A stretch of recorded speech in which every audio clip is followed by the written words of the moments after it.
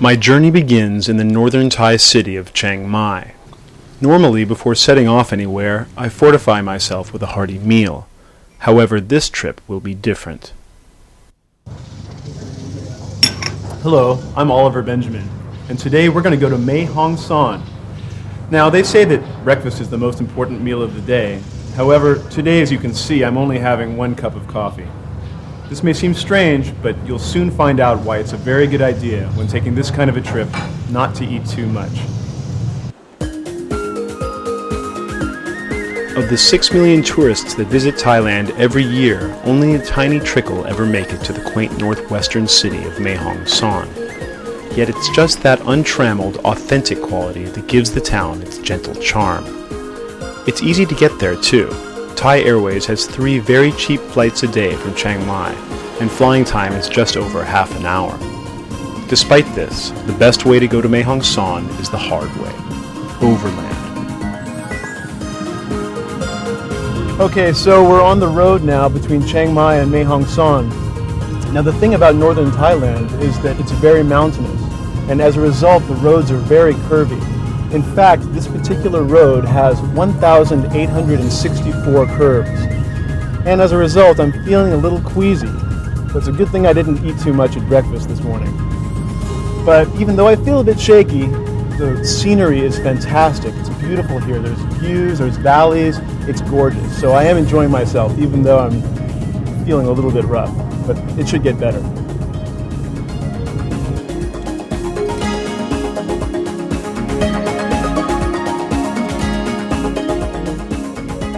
The scenic road between Chiang Mai and Mae Hong Son boasts 1,864 curves, leaving some travelers breathless, and a few just plain nauseous.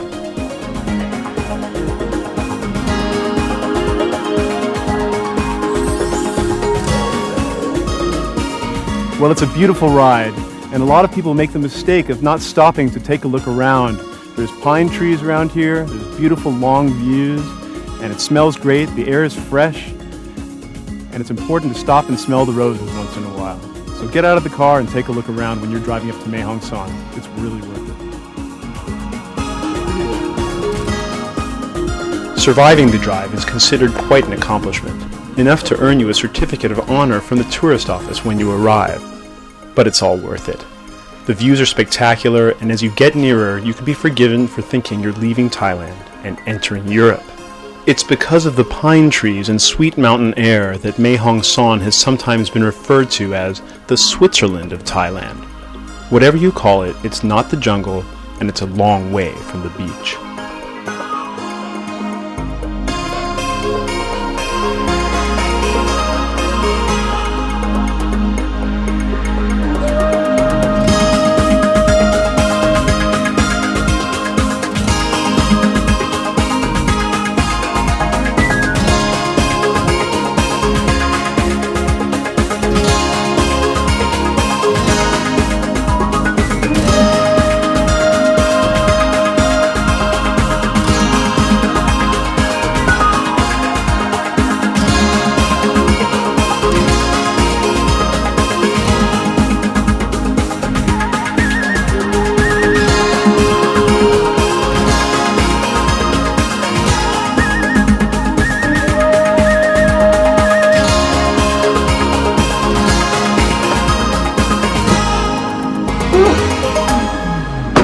That was one long and winding road, but you know, it was so beautiful, it was worth it.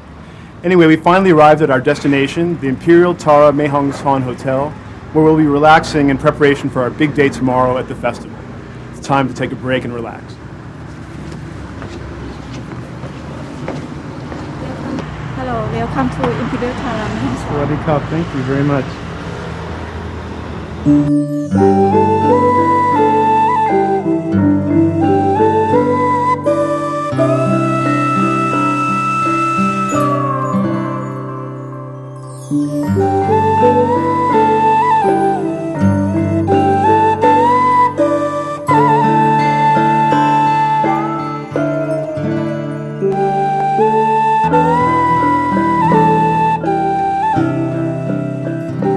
Perhaps as a result of the difficult journey to get here, the people of Mae Hong Son have managed to maintain their unique cultural traditions, architecture, and attitudes, a mix of Thai, Burmese, Chinese, Muslim, and an assortment of hill tribes, Tai Yai, Aka, Lisu, Hmong, and others.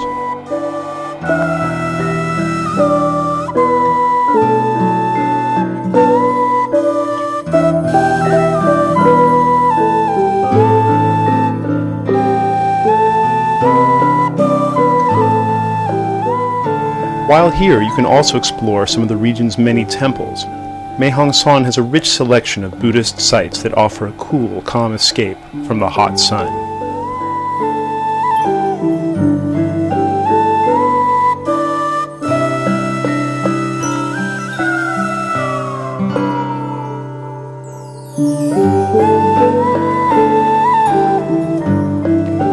Well, I've just climbed the hill to Wat Phra Doi Kong Mu, which is one of the most famous temples in all of Mae Hong Son. It's built in the Burmese style and was in fact designed by people who actually came over from Burma to help design it. I'm going to go take a look around. Why don't you come with me? Let's check it out.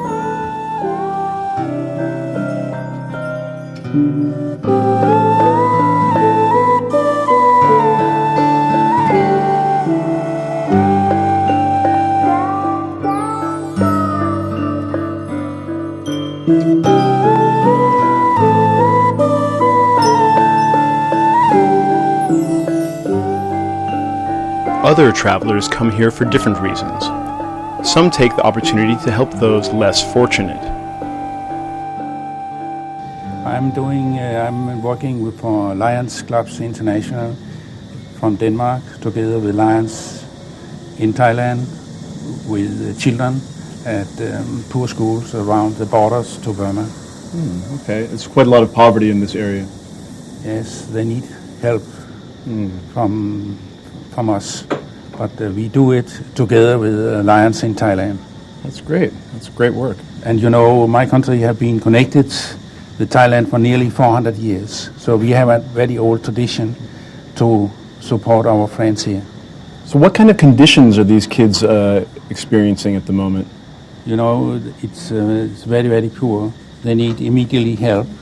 You have to know many Burmese children also goes to school in the Thai schools. We have seen it today. It's up to 200 children at one school. Wow. And they have to stay overnight because it takes hours to climb the mountains you see around here. It takes at least 2 to 3 hours to go to school. Each way. Wow. And but they have to stay overnight and have the food. So what we need, more buildings at this school, and it's the same on the borderline. So and also the toilet condition for so many children, it's very, very important. One of the unique traditions kept alive by Mae Hong Son's isolation is a strange and beautiful festival called Poi Sang Long. It's a festival of the Tai Yai or Shan tribe, and in their dialect means something like ordaining the beloved sons. It's a 3-day event that precedes a young man's first initiation into the temple as a monk. But just as Catholic countries have a wild carnival before Lent, the Tai Yai celebrate Poi Sang Long to show the boys a good time before they have to settle down to the serious austerity of monkhood. Okay, we're here at the Poi Sang Long Festival in Mae Hong Son, where this is an amazing festival that has its origins in Buddhist legend. Basically, the Buddha's son, Prince Rahula, was the first ordained monk. And what we do here is the young sons of the men in town are ordained into the monastery, and in doing so, they're trying to emulate Prince Rahula and gain merit for their family and for themselves.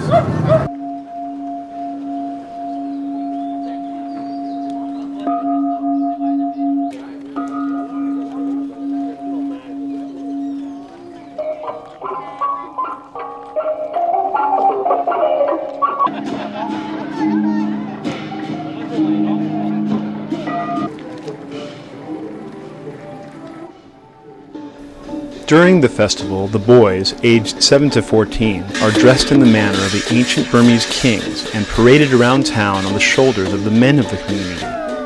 Everyone marches through the town, or stumbles depending on how much rice wine they've drunk. They sing, chant, bang gongs and drums, and dance like they've gone mad. Sometimes, even I can manage.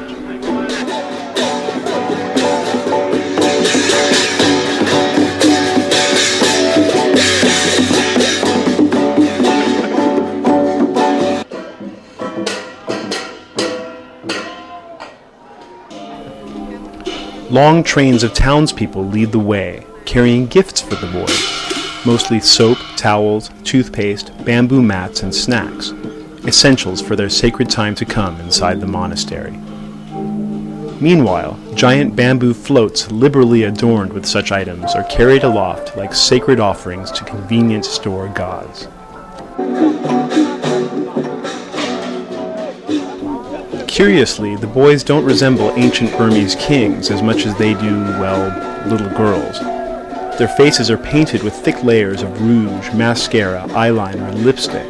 They wear bright, shiny little outfits covered in plastic jewels, and each of them wears a crown of plastic flowers on his newly shaven head.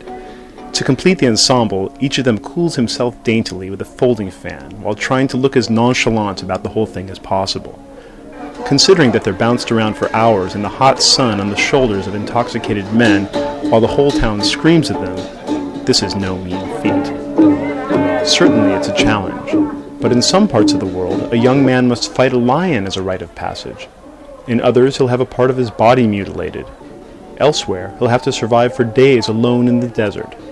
But here, among the gentle Thai Yai people of Mae Hong Son, the puberty ritual is decidedly more gracious and sweet, if not a bit burlesque.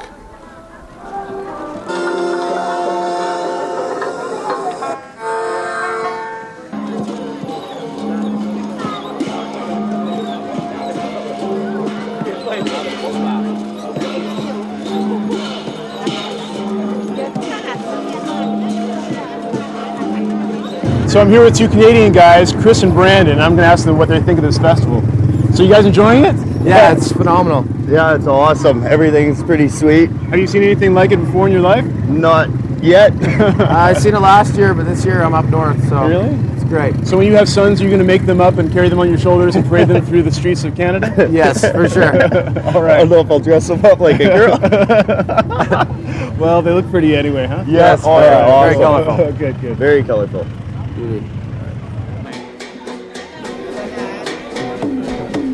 It's said that the origins of Poi Sang Long lie in Buddhist legend. The Buddha's own son, Prince Rahula, followed in his famous father's footsteps and became the first ordained Buddhist monk. After that, it became a tradition that young boys should be initiated into Buddhism at a young age.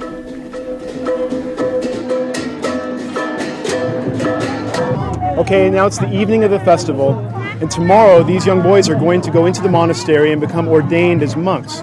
So essentially, this is a rite of passage ceremony. They're about 7 to 14 years old. They're just on the verge of young adulthood. They're no longer children.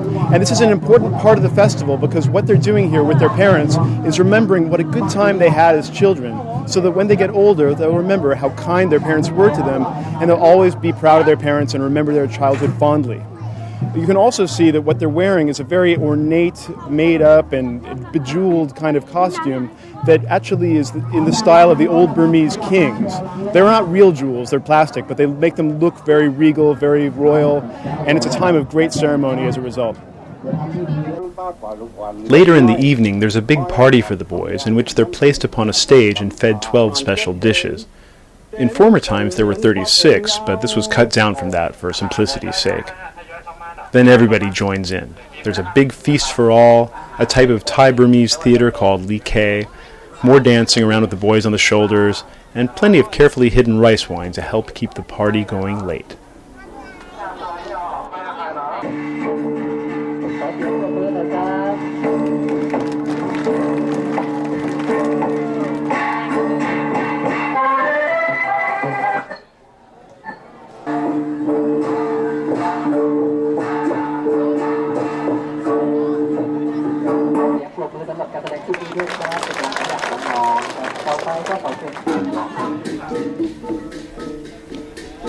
On the morning of the last day, everyone returns to the temple under a shower of puffed rice, as the boys swap their jeweled clothes for saffron robes.